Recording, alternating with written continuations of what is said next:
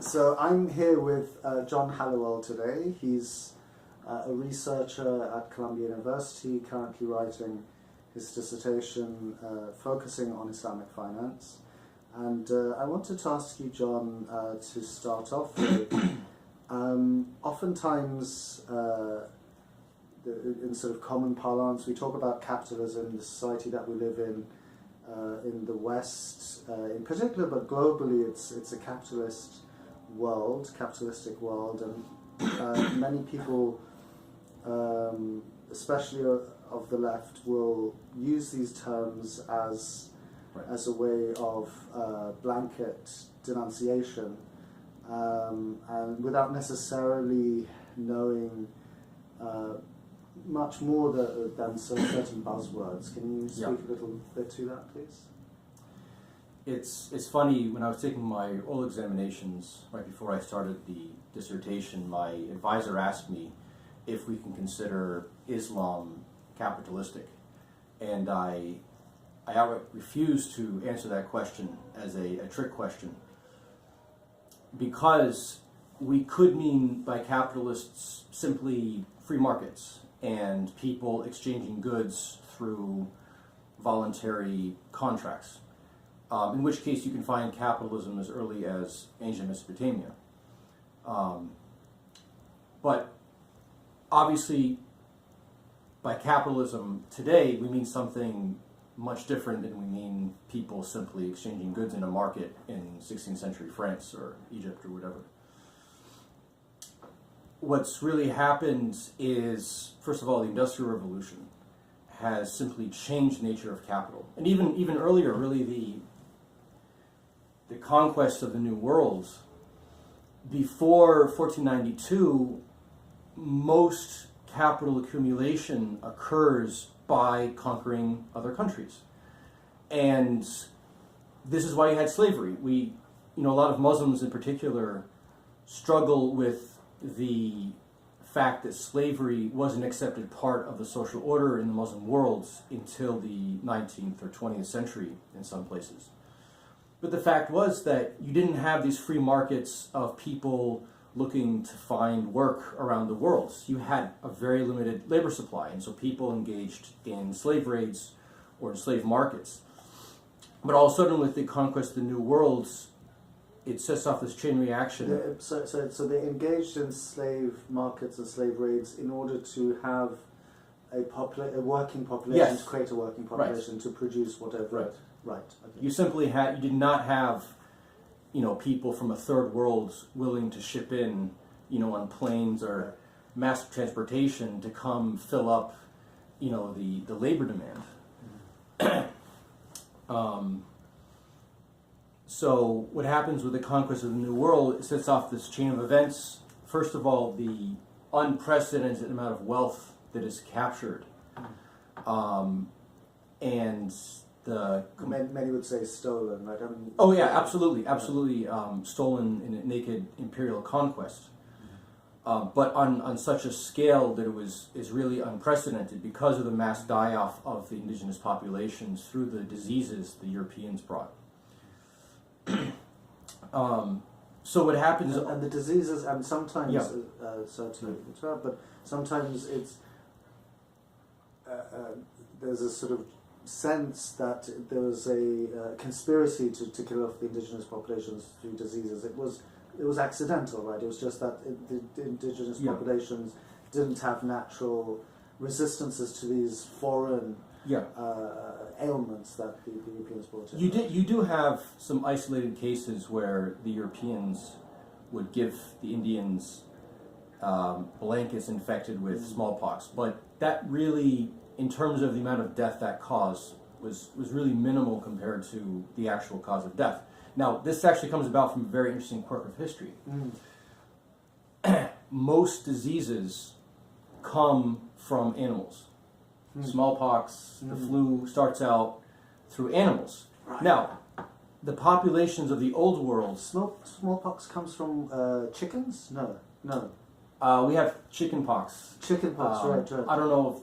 No. I think that just resembles. But in any case, the pox, all these diseases, original AIDS originally came from animal population and somehow crosses over.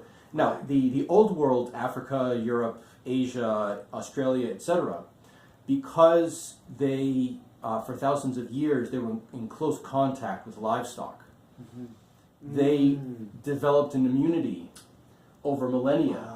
Now, what happens, a quirk of evolutionary history for the natives, all the major fauna, that is animals, die off. So that the only animal of any size is the llama, which is only in South America. So and they died off at what point historically? This and would why? have been. Do we know why? They couldn't be sustained. They didn't have. There was some environmental. I don't know the specifics, but there's some environmental quirk that you no longer. I mean, there's a massive die-off worldwide, right? Woolly mammoths. Right. These huge. You have giant kangaroos. You have these giant animals roaming the earth. And there's a mass die-off. How giant were these kangaroos? I don't know the kangaroos specifically, but I mean woolly mammoths, of course. Basically the size of elephants. Right, or bigger. Or bigger, right? Yeah, so you have these massive animals roaming the earth, and then what happens? Environmental conditions change, and they just can't be sustained. And also with the emerging human population, they're starting to be hunted. But in any case, basically all animals that could be domesticated, with the exception of the llama, die off in North America. So Native Americans, interestingly, this was actually in their favor because the human body can either create immunity against parasites or against diseases. So if you're from the old world, your body is attuned to fight diseases, but not parasites. Whereas Native Americans more or less did not have to deal with disease the way that people in the old world did. So they were actually... And they're resistant to parasites. They're resistant to parasites. But you can't, the body can't... You can't have a strong resistance to both. Why is that?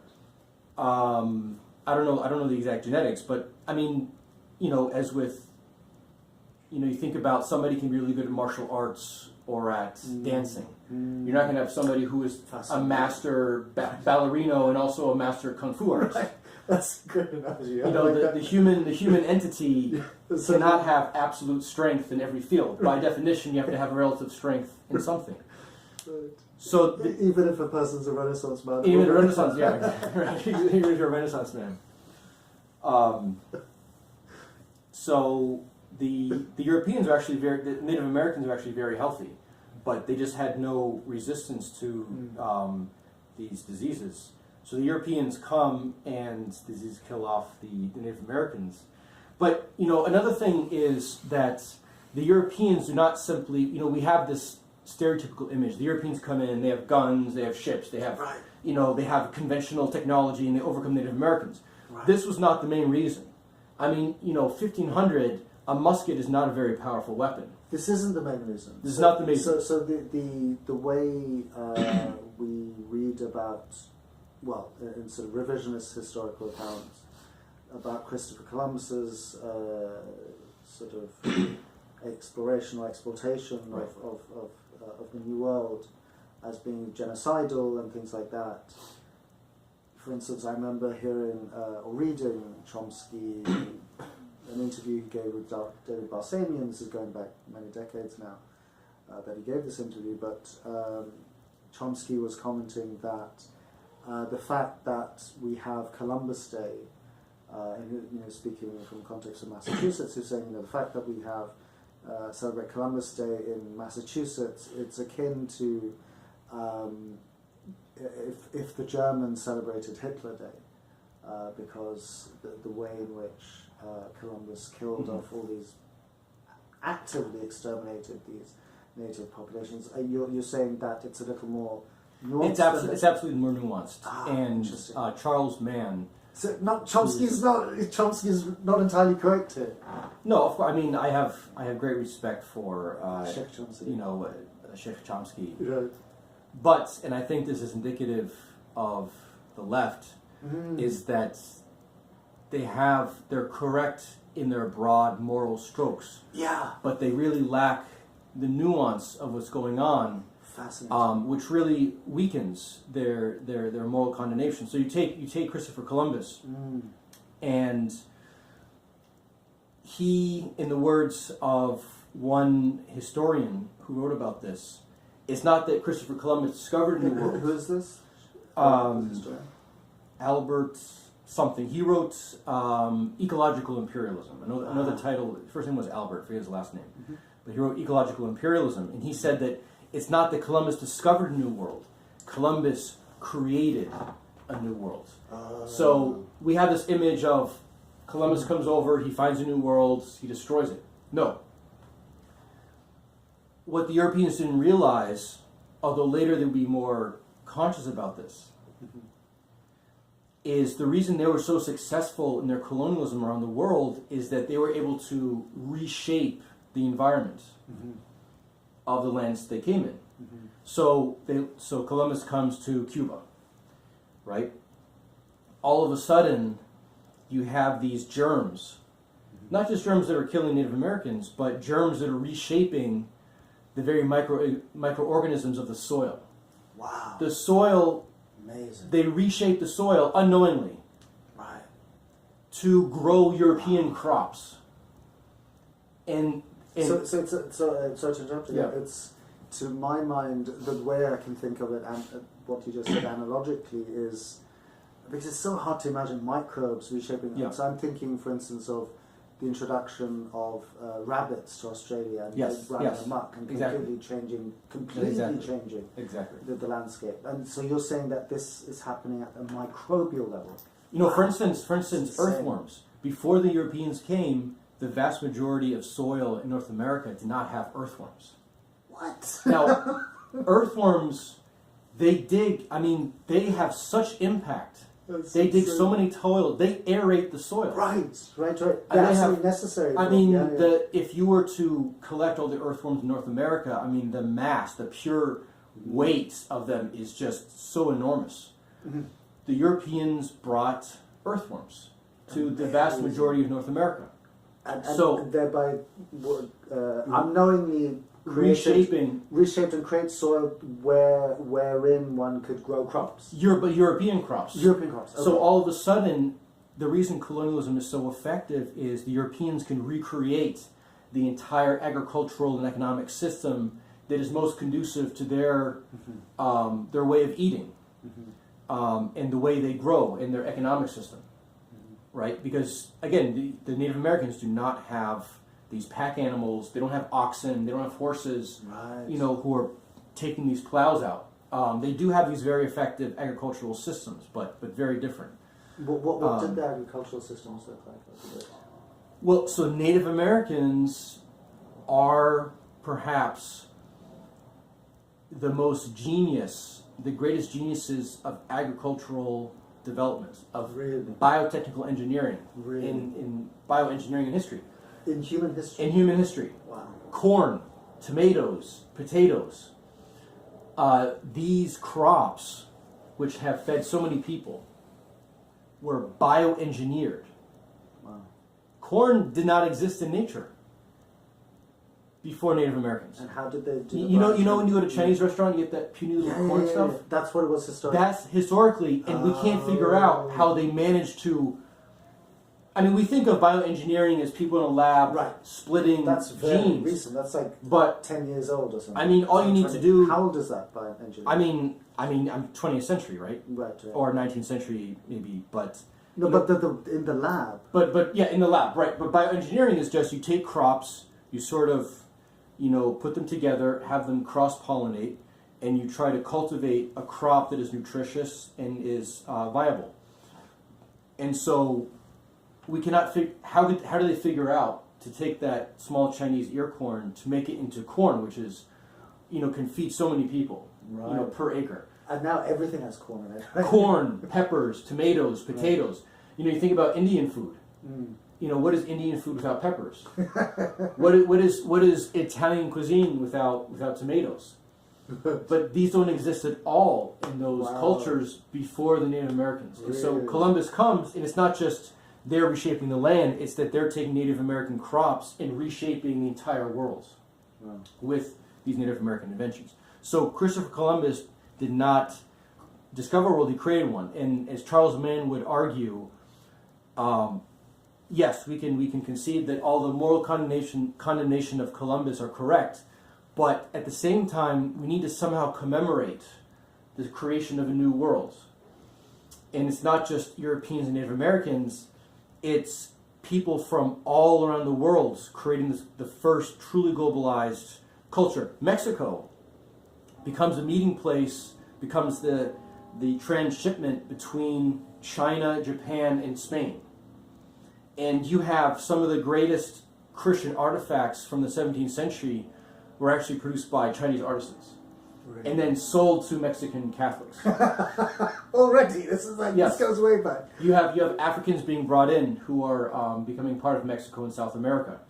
You have Japanese samurai who moved to Mexico and are trained as patrols along the coast to prevent smuggling.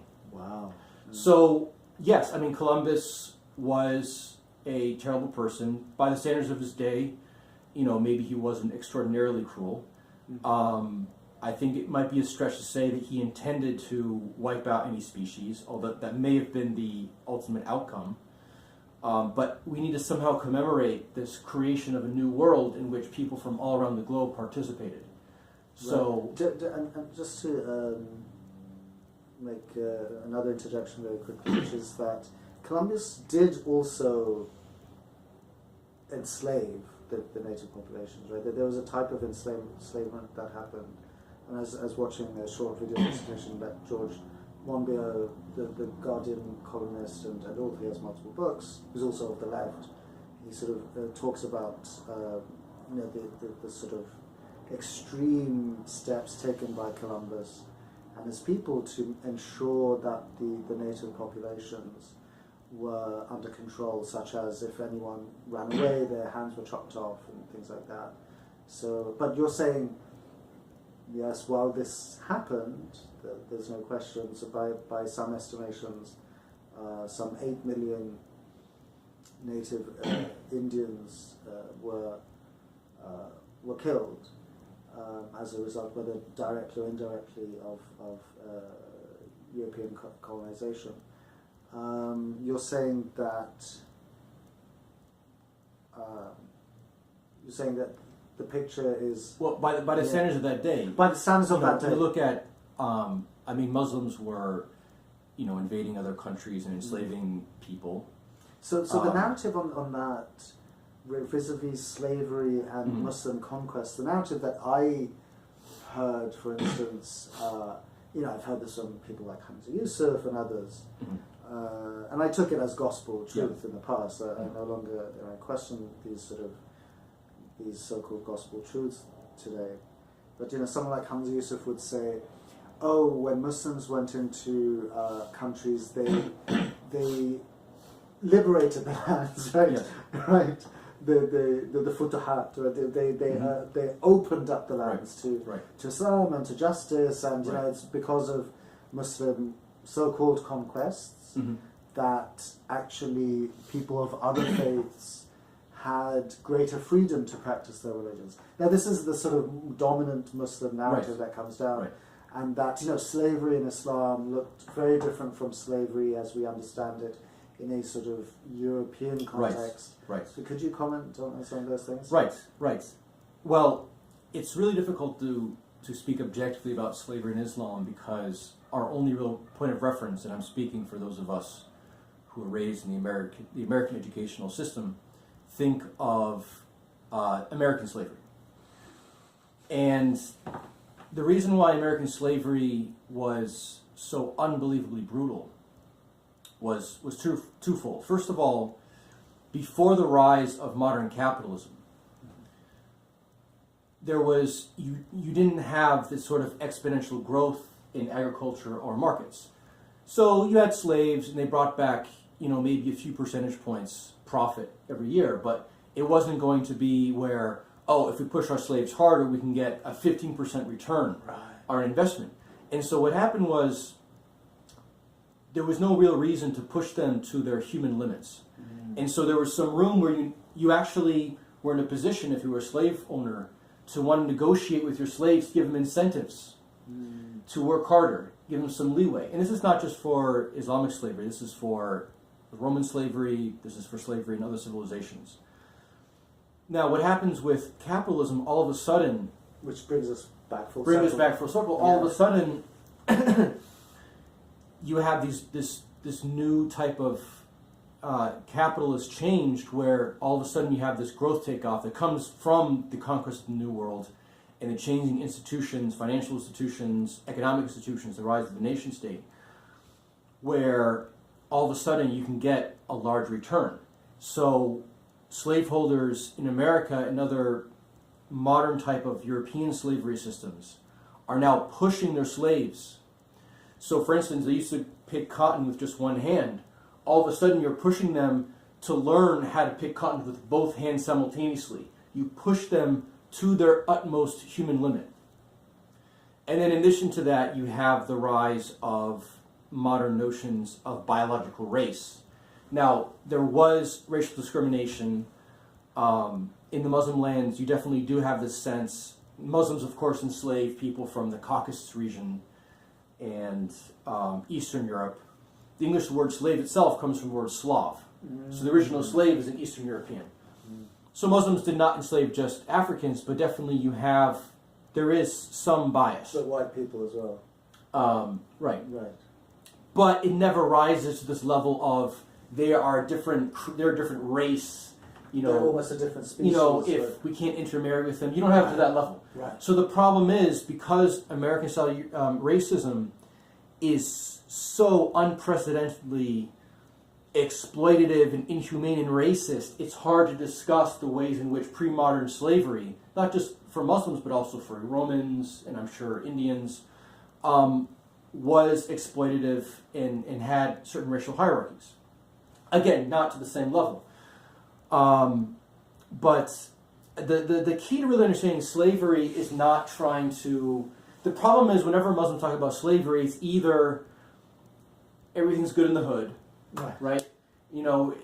Or it's this sort of... They conflate it with American-style slavery, and they say it was completely racist and horrible, and we need to, basically, the Islamic tradition from the time of the Prophet, after the time of the Prophet up until 1900, was immoral and unjust because it had slavery. And we really need to develop a much more nuanced understanding of hierarchy and exploitation. And it's just characteristic of civilization that you have exploitation of people, of their labor, you have inequality. And you look at modern liberals and they say, we're against slavery. Why is it, sorry to interrupt again, why is it a feature of civilization? Can you comment on that a little bit? So nomadic peoples would tend not to have slavery, right? Yes, that is correct. Nomadic peoples had a lot of equality. And if you look at, and this is the case for Islamic civilization, other civilizations, nomadic peoples had much more equality for women than you find in the most settled of quote-unquote civilizations. We see matriarchies in nomadic people. Right. You look at the Central Asians who would become Muslim, and they're not sequestering their women, in some tent. The women are out there. They're interacting with society. Whereas you go to Byzantium, ancient Persia, Muslim Middle East, and you have this ideal of the sequestered woman, the woman who is veiled. So what's happening with civilization? What happens with? So this is so fascinating. Yeah. This is the veil is actually rooted in the history of debt. Oh wow. So what happens is, and this goes back to biblical studies, and I don't know if you ever were confused. There's actually two different sets of the Ten Commandments, and there's two. You can combine two of them depending on how you look at it. But the set of Ten Commandments that I was raised on, I went to a Catholic high school, was you had one commandment that said, "Do not commit fornication. Thou shalt not commit fornication." And then the last one was, "Thou shalt not covet thy neighbor's wife." And I was always confused. I said, well, if fornication is any act of sex, outside of a lawful marriage, then why are this is a sort of repeat? I mean, obviously it's a very specific case. Right. I was always confused. Right. You know, so there's a very interesting reason. You go back to ancient Mesopotamian civilization, the Babylonians, the Assyrians, and they had this extreme debt exploitation where people had to sell their children into slavery, their own selves into slavery to pay off their debts. Or even if they didn't get to that level, they were open to extreme exploitation by the people they worked for or were indebted to. So what happens is if you have to pay off a debt and you have to have your wife go work for this rich person, she is vulnerable to sexual harassment. Right. Because you're in a very weak socioeconomic position. Right. And so the commandment, thou shalt not covet thy neighbor's wife, means if your neighbor is in a position where he is economically disadvantaged vis-a-vis you and he might need a loan or he may not have to work for you and have his wife go work for you, do not take advantage of your economic power to, have her give you sexual favors. Right.